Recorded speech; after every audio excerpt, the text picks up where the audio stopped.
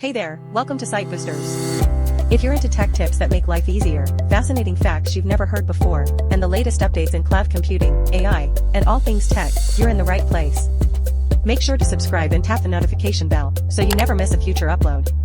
Let's dive right into the video. As we've just seen, with Compute Engine, you can choose the most appropriate machine properties for your instances, like the number of virtual CPUs and the amount of memory, by using a set of predefined machine types or by creating custom machine types.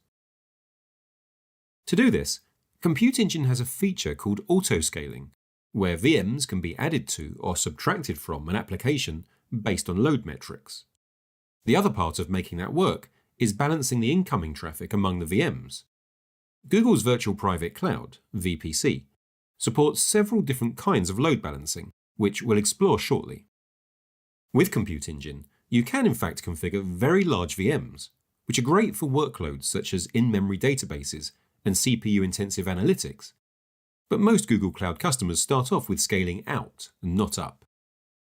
The maximum number of CPUs per VM is tied to its machine family, and is also constrained by the quota available to the user, which is zone-dependent.